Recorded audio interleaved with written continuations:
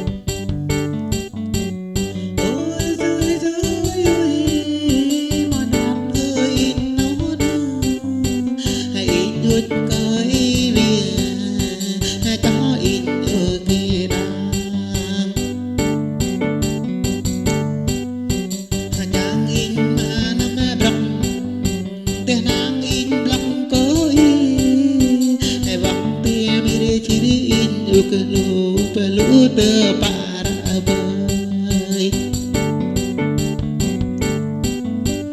in bọc đi ba ba thôi kỳ in mà cơ ta thôi bi sợ nơ na in nhớ để nắng nhớ để kiang giang cơ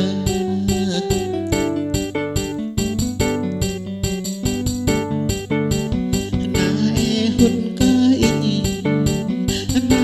e hút đó đây e qua cơ in bờ ngày còn e lễ cơ in tơ kinh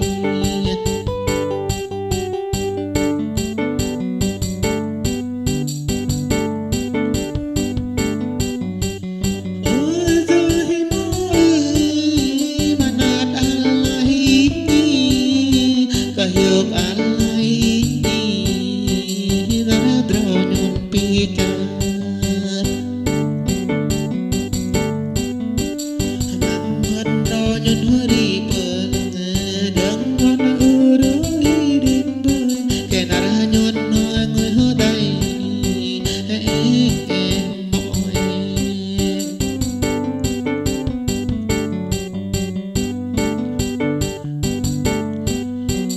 in bao mơ print ro na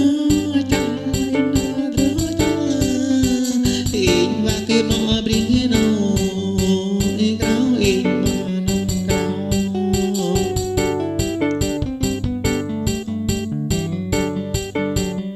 in bơ ca ca un cho cha in bơ ca ca na dang tin la in ba nam hay lang kia mang in va nam ngồi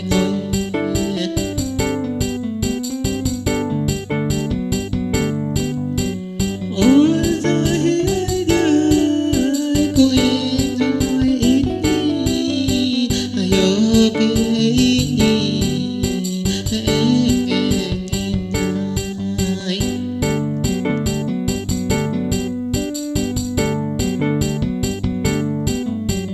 go giờ này in lặng go ke mang in nam tâm bơ mà ua ki đập ke in người ke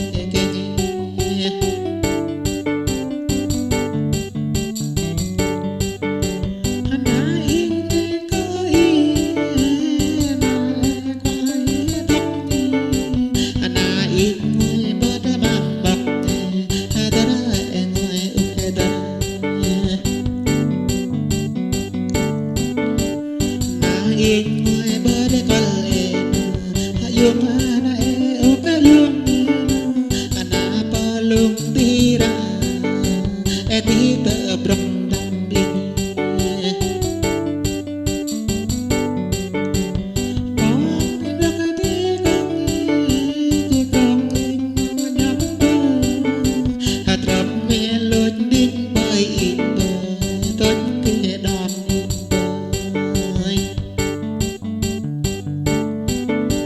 sinh hoạt là có yêu